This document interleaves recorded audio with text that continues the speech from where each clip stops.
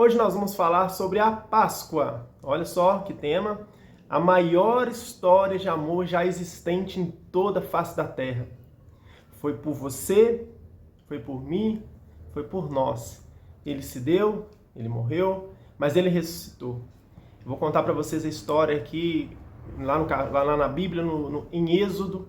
Nós vemos a história, a instituição da Páscoa, que foi o momento onde o povo foi liberto ali do cativeiro, né? Eles estavam escravos, o povo de Deus era escravo, e depois eles foram livres, foram libertos. Então fiquem comigo até o final, nós vamos estudar um pouquinho sobre esse assunto. Eu creio que vai ser muito abençoador para a sua vida, assim como foi para a minha vida quando eu estava estudando esse texto, tá bom? Mas antes eu quero te pedir, você que está vendo aí pelo YouTube, se inscreva aí no nosso canal. Você que está vendo, compartilha, né, esse vídeo aí, fica até o final, pra gente, muito importante pra gente.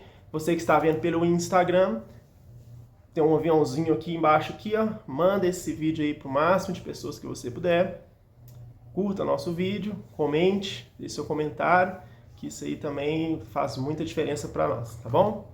Mas vamos lá. No livro de Êxodo, no capítulo 12, fala assim, olha: E o Senhor falou a Moisés e Arão na terra do Egito, dizendo: Este mês vos será por princípio dos meses, será este para vós o primeiro do ano. Falai a toda a congregação de Israel, dizendo: Aos 10 desse mês tomará um cordeiro, segundo as famílias. E o capítulo 5 fala: E o cordeiro será sem defeito, macho de um ano, o qual tomareis das ovelhas ou das cabras, e o guardareis até o dia 14 deste mês. E toda a congregação do povo de Israel o matará ao entardecer, e tirarão o sangue, e o porão nas duas ombreiras das vegas das portas das casas em que o comerem, e naquela noite comerão a carne, assada ao fogo, com pães sem levedura, com ervas amargas o comerão. Nada comereis dele cru, nem cozido com água, a não ser assado ao fogo, a sua cabeça, com os seus pés e a sua frisura. Nada deixarão dele até amanhã, e o que tenha ficado até amanhã tem que ser queimado. Assim, pois, comereis, cingido os vossos lombos e os vossos sapatos, os vossos pés e o vosso cajado na vossa mão, e o comereis apressadamente. Esta é a Páscoa do Senhor. Continuando lendo aqui, depois a gente vai ver a história completa. Mas eu queria falar um pouquinho com vocês sobre esse momento. Lá atrás, o povo estava escravizado no Egito ali há 430 anos, presos, né, no Egito. Moisés foi levantado, um libertador do povo, para poder retirar o povo ali do cativeiro do Egito, para que eles fossem para uma terra prometida, que era a terra de Canaã. Mas Faraó estava prendendo o povo ali, não queria deixar que o povo saísse. Aí Moisés veio para libertar o povo, Deus o chamou, convocou para libertar o povo. Faraó resistindo, aí tiveram as pragas que a gente conhece lá no Egito. Mas esse momento aqui foi o momento da libertação. Foi o último momento ali, onde Deus ele pediu assim, fala: hoje na terra do Egito vão morrer todos os primogênitos de toda a família, de todo o gado, de tudo que se move aqui no Egito, que é vivo, né? O primogênito vai morrer. Mas para você, que é o povo de Deus, falou para Moisés, né? Deu uma ordem ao povo aí, que sacrifiquem um cordeiro, matem o cordeiro. O sangue do cordeiro você vai pegar, vai passar nos umbrais da sua porta, de um lado, do outro, em cima.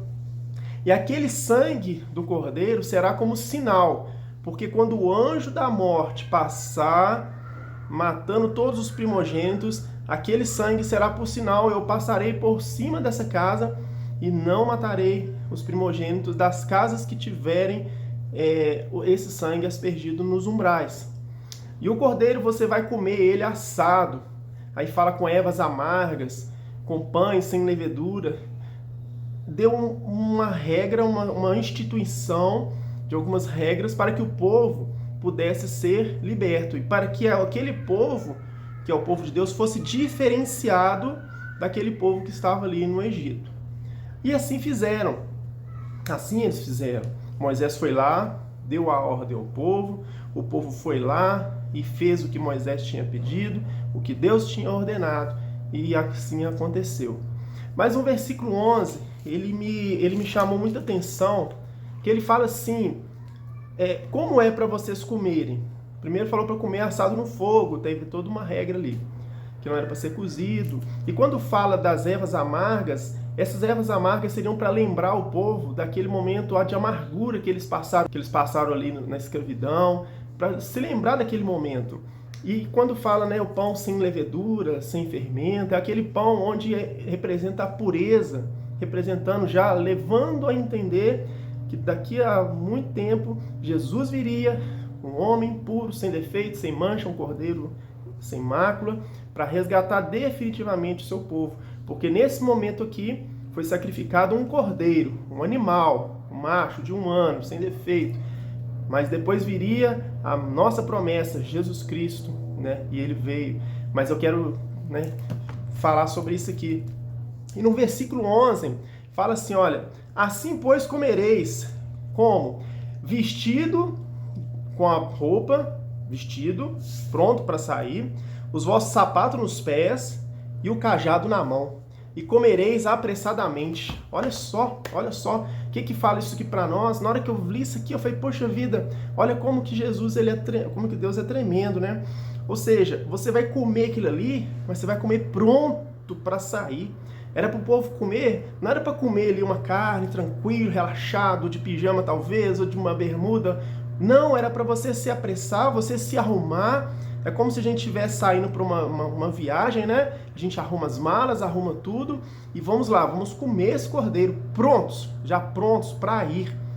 Veste a roupa, calça os sapatos, cajado na mão e vamos embora. E vamos comer o cordeiro apressadamente, porque passaria o anjo e mataria todo o primogênito. 12, olha o que fala aqui, ó. Pois eu passarei nesta noite pela terra do Egito e ferirei todo o primogênito da terra do Egito, desde o homem até os animais, e farei juízos em todos os deuses do Egito, eu, o Senhor.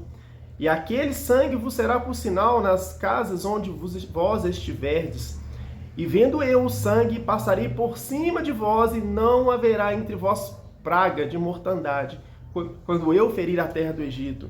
Olha só, então o Senhor já tinha dado uma promessa aqui. Quando ele passasse, o anjo da morte passasse, ele ia passar por cima daquelas casas onde tivesse o sinal, e o povo do Senhor ali, o povo de Deus, não seria atingido, não haveria praga que atingiria esse povo. E o versículo 14 fala, e este dia vos será por memória, e tereis que celebrá-lo como solenidade ao Senhor, durante as vossas gerações, por estatuto perpétuo, o celebrareis. Sabe, esse momento aqui é o momento onde nós, como gerações que fomos passando por tempos e tempos, nós hoje precisamos ensinar isso aos nossos filhos. Nós não podemos deixar com que o mundo ele faça com que isso perca essa visão da Páscoa, essa identidade da Páscoa, que a Páscoa não é coelhinho, a Páscoa não é ovo de Páscoa, a Páscoa é esse momento aqui, ó, de libertação, de passagem de um estado de escravidão para um estado de libertação. Esse é o verdadeiro significado da Páscoa. Mas nós precisamos, aqui o Senhor falou aqui, ó, mas é para comemorar como solenidade. O que é solenidade? Algo muito importante, muito sério, e como estatuto perpétuo para todas as gerações. Então nós precisamos passar isso para os nossos filhos, precisamos que os nossos filhos passem isso para os nossos netos. Nós não podemos deixar com que isso morra, com que isso apague. Nada pode apagar o que Deus fez para libertar o seu povo lá atrás. Nada pode apagar. Mas nós vamos ver que existe uma obra muito maior ainda do que essa que foi feita lá atrás. Por quê? Porque veio alguém muito importante que me amou incondicionalmente, que te amou incondicionalmente, que fez toda a diferença na sua vida, que é Jesus Cristo. Que é Jesus Cristo. Ele foi o nosso Cordeiro definitivo. Mas antes, deixa eu só terminar aqui o que aconteceu lá atrás, né?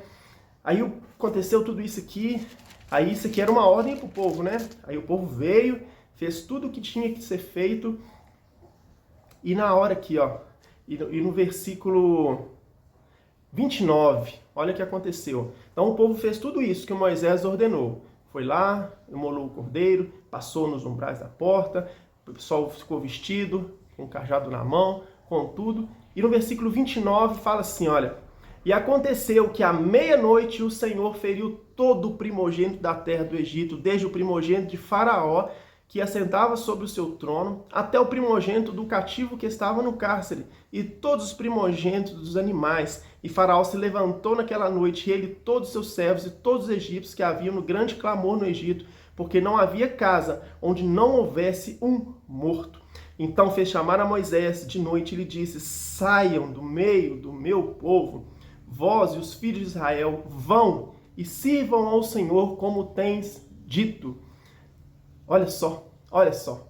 Então, nesse momento aqui, Faraó reconheceu que não poderia ir contra a voz do Senhor, que não poderia ir contra a voz do Senhor, que não poderia ir contra a palavra de Deus. Não tinha como ele ir contra o Senhor. Por quê? Porque o próprio Deus, ele fez todas essas coisas, e Deus estava mostrando para ele ali que se o povo ficasse ali, a cada vez mais ia ser um sofrimento. E Deus, nesse momento, ele liberta o seu povo da escravidão.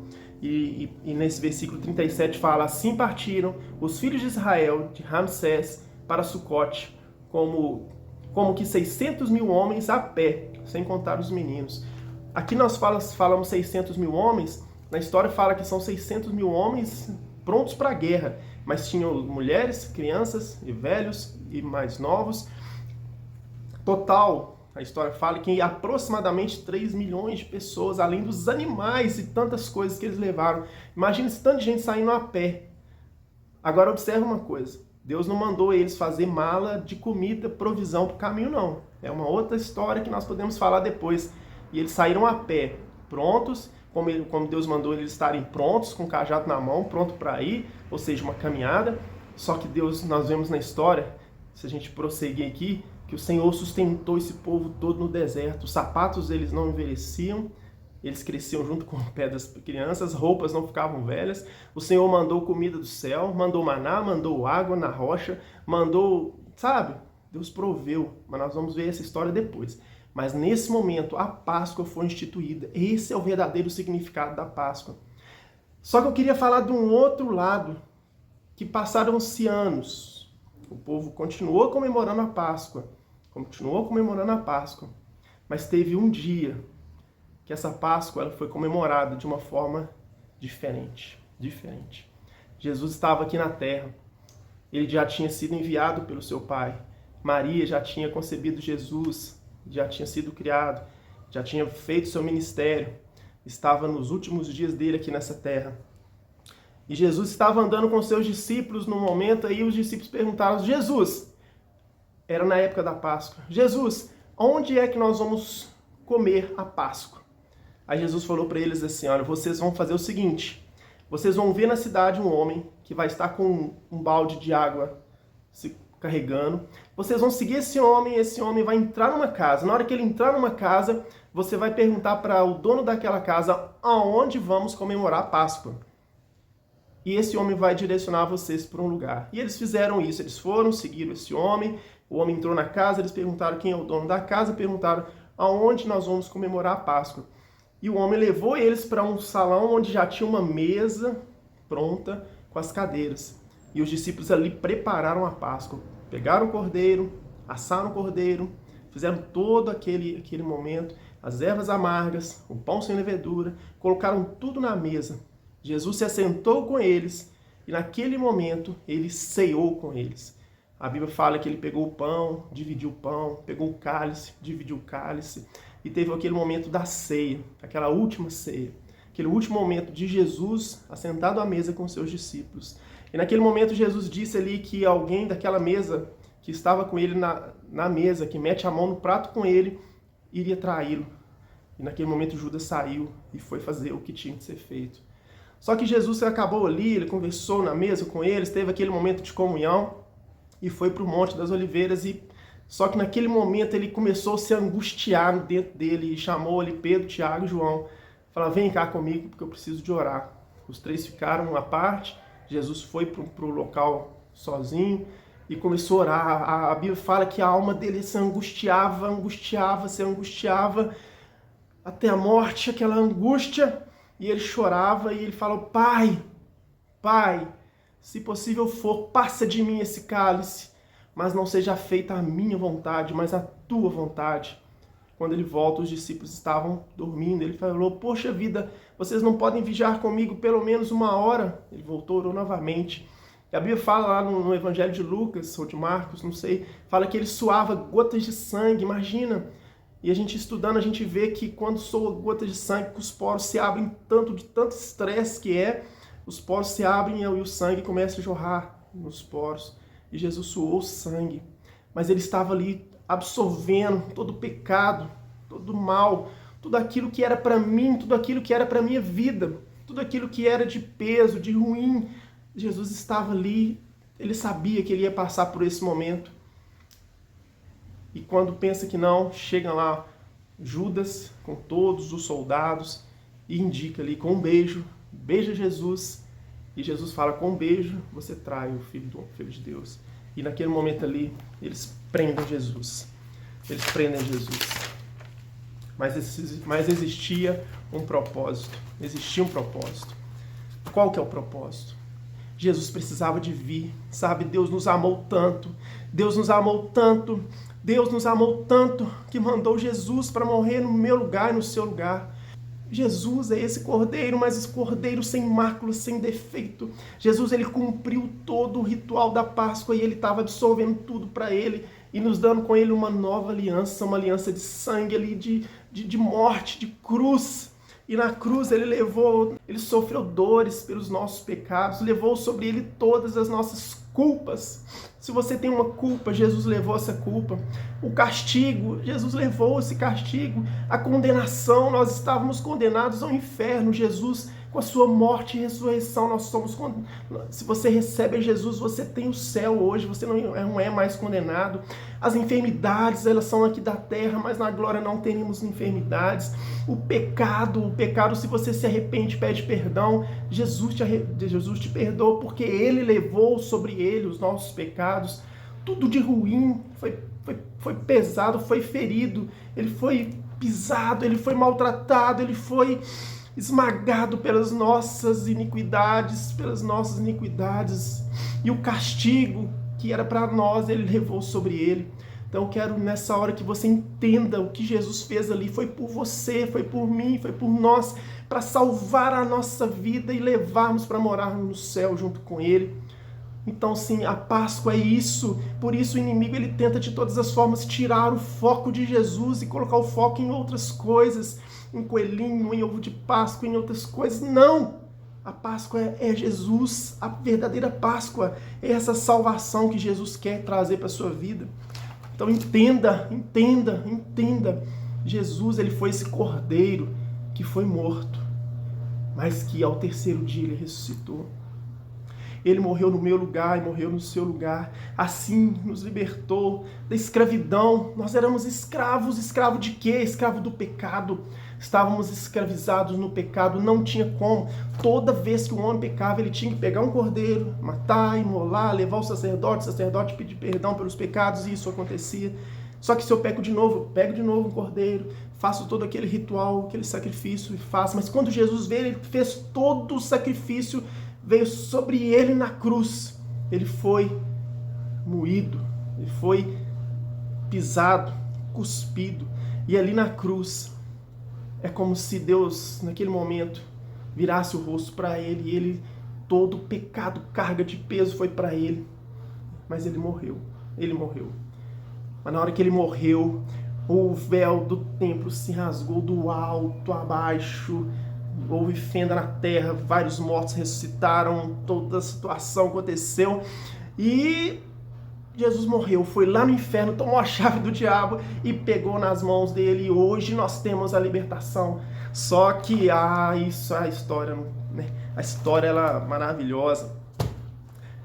Ao terceiro dia, aí ele morreu, mas ao terceiro dia, ele estava ali no túmulo. Maria foi ali para ver Jesus. Quando chegou, a pedra estava removida. Nesse momento, a pedra estava removida, ela achou, alguém roubou o corpo de Jesus, só que tinham 2 anjos ali. aos anjos falou: por que procura entre os mortos aquele que vive? Ah, Jesus vive, Jesus ressuscitou e hoje ele está aí vivo e ele saiu feliz e Jesus depois apareceu para os discípulos, apareceu para ela, apareceu para as pessoas. Essa é a história da Páscoa. Jesus é o nosso resgatador. Nós somos enxertados nele, somos videira nele, somos enxertados em Deus, porque Jesus fez o que tinha que fazer. Sabe? Mas aí eu quero que você pense comigo.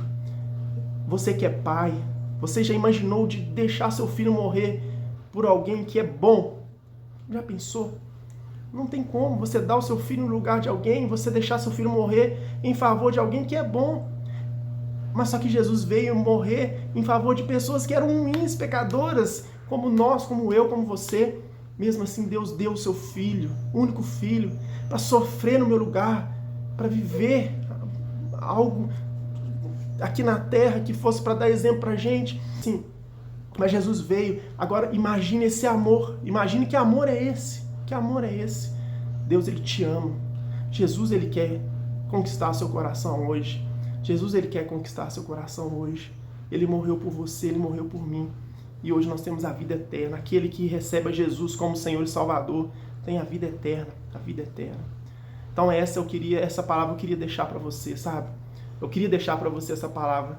A maior história de amor já existente na face da terra foi essa história. A história da Páscoa. História de amor. E hoje nós somos convidados a comemorar a Páscoa quando nós ceamos na nossa igreja.